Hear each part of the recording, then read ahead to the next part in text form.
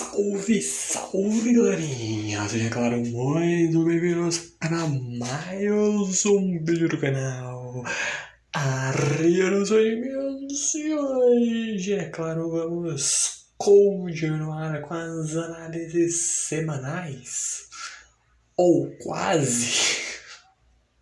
Como sempre de costume, todo vídeo deste canal sai atrasado, mas vamos para o review do capítulo 1142 de One Piece, intitulado Aquilo que me dá medo.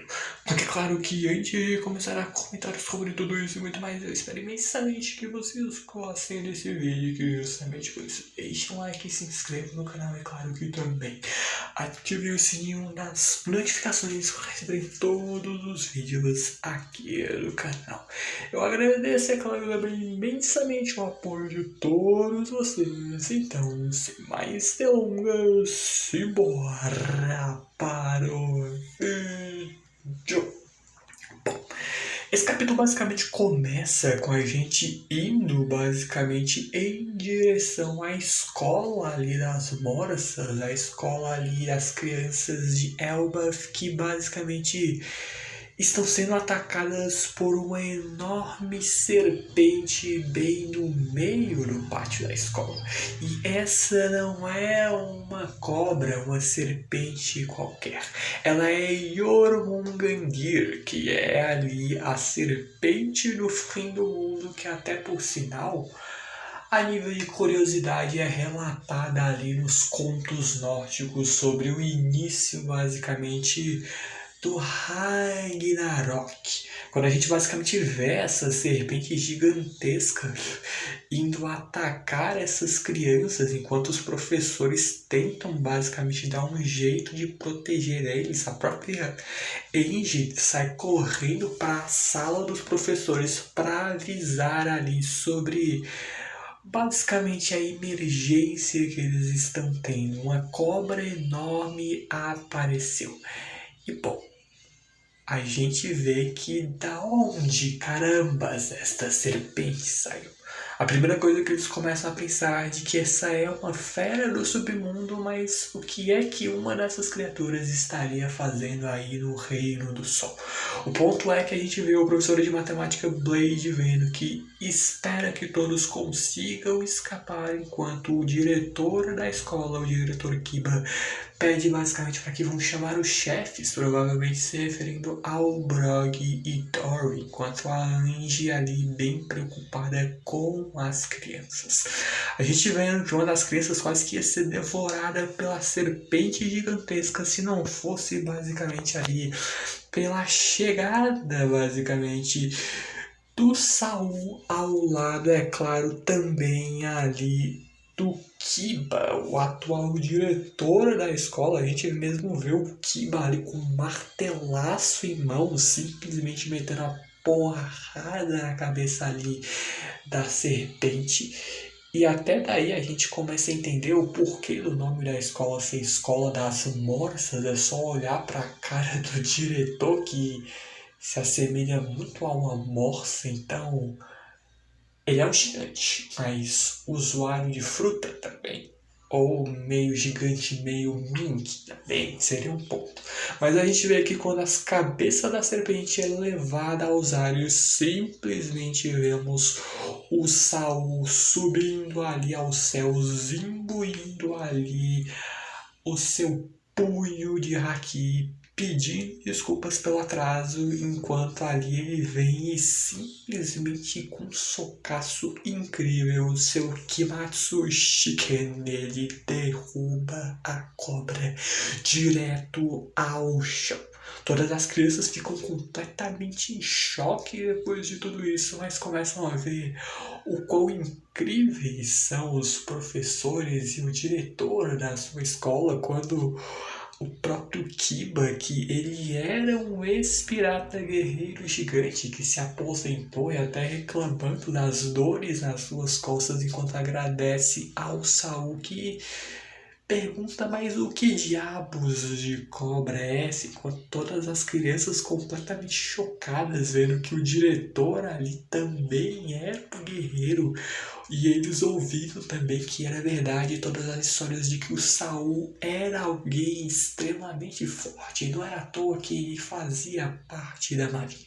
Só que o ponto é que a própria Robin e o Chopper, que estão basicamente junto ali do Saul, dentro da barba dele, perguntam ali se no Reino do Sol também existem bestas como essas.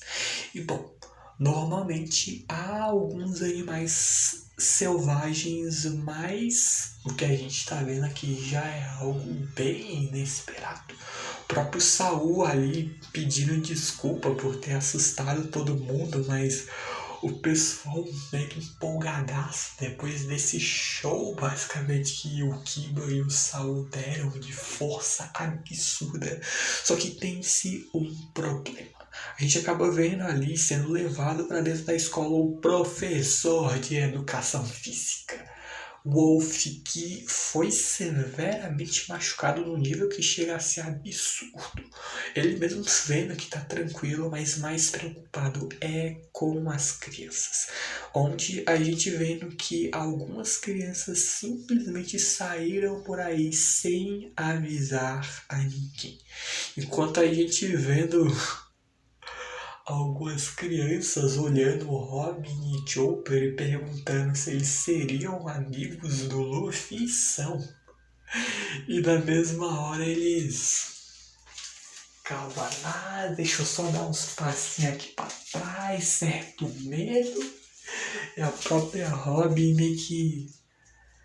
O que é que o Luffy fez com vocês? Mas o ponto é que o Wolf até tenta alertar o Saul quando ele vai atrás das crianças, dizendo de que ele não deve encostar nas crianças. E bom, tem-se uma boa justificativa para isso. Mas a gente mesmo vê ali o Saul observando a direção em que as crianças estão indo rumo à praia, quando outras também tentam entender o que é que está acontecendo. Algumas crianças até relatam que parece que seus colegas estão simplesmente dormindo e não respondem. Mas a própria Robin vê que eles estão dormindo, mas ainda assim estão andando. É como se eles estivessem em uma espécie de estado de sonambulismo. Eles estão dormindo, mas não respondem a nada, mas continuam simplesmente seguindo em linha reta o caminho que basicamente é apontado por uma seta. Que a gente sabe bem de quem é, que é basicamente o plano ali da Gonko, do Kiringan e do Somer sendo colocado em prática de basicamente sequestrar as crianças de Elbaf para usá-las como reféns. Onde o próprio Saul pedindo para que o Kiba alerte ali não o país inteiro, mas só o necessário, porque já seria um baita no exagero, só que o próprio Kiba vê que algo estranho está acontecendo quando eles olham na direção da floresta. A gente vê que mais e mais monstros começam a simplesmente surgir no meio do nada. E o próprio Kiba pergunta como pode isso ser um exagero. Isso se tornou uma emergência de verdade quando a gente vê monstros que se assemelham e muito ao que apareciam lá no mural de alguns capítulos atrás, aquele mesmo capítulo colossal, quando a gente vê uma espécie de criatura alada gigante, um outro que lembra uma espécie de serpente meio dragão ou algo desse tipo. As crianças que também estão ali começando a desmaiar de uma hora para outra e todo mundo tenta entender o que raios basicamente está acontecendo aqui.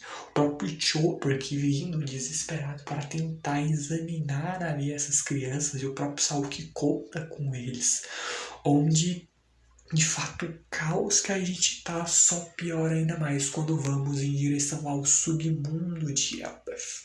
O próprio Loki em pé, segurando basicamente a sua arma em mãos, pergunta se eles realmente acharam que prender as suas pernas com Karosek seria o bastante para conter o poder dele, vendo quão ingênuo é da parte dos demais gigantes de Elbaf, vendo que se eles querem salvar Elbaf, devem soltar a última algema que está prendendo as suas pernas, onde ele mesmo pergunta se acharam que essa situação em que ele está, ele não poderia fazer nada, e ele vai deixar bem claro do que ele é capaz. O próprio Luffy já meio desesperado, enquanto o Sanji tenta entender quem é que é esse gigante que está diante dos seus olhos, e o próprio Loki vendo que acha melhor todos se apressarem, pois se ele acertar alguma coisa, com certeza algo vai ser destruído, e a chama irá se espalhar, e todos sabem bem qual é a fraqueza de Elbaf.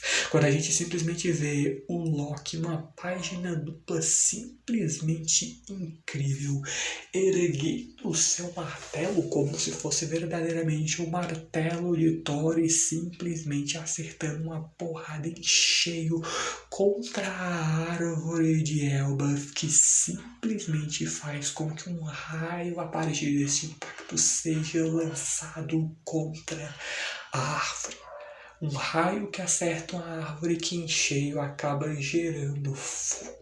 As duas maiores fraquezas de Elbaf, que basicamente agora começa a ser completamente tomada por um incêndio colossal.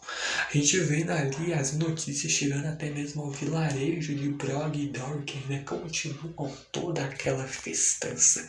Quando a gente volta para a escola das morsas e a própria Angie começa a se lembrar que lembra de todos aqueles monstros. Ela vê que isso aconteceu nesse mesmo dia, quando basicamente a gente estava ali numa aula das crianças ali na escola, quando a gente vendo várias crianças comentando sobre o Loki e usar o martelo para destruir o mundo, quando o pessoal vendo que claro que não, quem vai destruir o mundo na verdade é Nika, e a gente vendo que as crianças competindo para ver quem é que é o mais assustador, alguns dizendo que é Nika, outros que é Loki e outros até mesmo que é Fenrir. O ponto é que várias crianças começam a falar sobre vários e vários medos e pesadelos, como fantasmas, Draugr, tempestades, Nidhogg, Jormungandr, que é aquela serpente que a gente viu. E até mesmo uma das crianças diz que é a sua mãe. Bom, é plausível até. Mas o ponto é que a aula gira em torno em as crianças pensarem em coisas que dão medo nelas como forma de superar tudo isso. Por mais que o tiro tenha saído muito pela culatra, quando ali a gente vê a Ilva meio preocupada, porque ela vai acabar tendo um pesadelo por conta de tudo isso, mas a própria Angie vê que, assim como na redação, a personalidade deles está bem presente em todos esses desenhos, e ela quer apenas que eles expressem ali muito bem a imaginação deles, o que é um fato de fato, só que o momento acabou não sendo o mais propício de todos. Elas perceberam que tudo aquilo, essas criaturas todas que estão surgindo, são coisas que as crianças imaginam quando pensam em mito. Esse que é basicamente o mundo mais temido pelas crianças. Quando a gente vê simplesmente surgindo do horizonte de Elbaf um gigante esqueleto extremamente estiloso, um fantasma, uma verdadeira tempestade, por exemplo, que lembra-se até muito os Zeus, só que um pouco mais macabro, um bicho que lembra bastante o Loki pelo chapéu que tem uns chifrinhos, um Nika do mal com dentes pontudos, uma faca gigantesca, barbado, fora também ali gigantes, dragões, serpentes, vários e vários medos das crianças que simplesmente são encarnados quando a gente vê que tudo isso é obra de São Quiringa, que provavelmente por meio do uso de alguma Akuma no Mi ou algo desse tipo está dando vida ao medo de todas as crianças. Enquanto a gente vê que a Gunko simplesmente aproveita essa brecha para levar as crianças que eles sequestraram até a direção deles, para levarem eles até Maria Joyce, quando o próprio Somers percebe que o amor é algo que machuca ao ser machucado. Soando até bastante poético, mas termina-se com a pergunta ali da Gunko, a Gunko, sobre por acaso ela tem medo de alguma coisa. E bom, diante de toda essa turbulência em Elbaf, descobrimos que a garota tem medo de nada mais, nada menos do que Nika. E é quando os medos se tornam reais que este capítulo, bem como infelizmente este vídeo, acabam. Mas é claro que eu espero imensamente que tenham gostado desse vídeo, que justamente por isso deixem um like, se inscrevam no canal e claro que também ativem o sininho das notificações para receber todos os vídeos aqui do canal. Eu agradeço imensamente o apoio de todos vocês, muito obrigado por tudo mesmo. Eu então vejo vocês no próximo vídeo. Falou, valeu, e eu fui.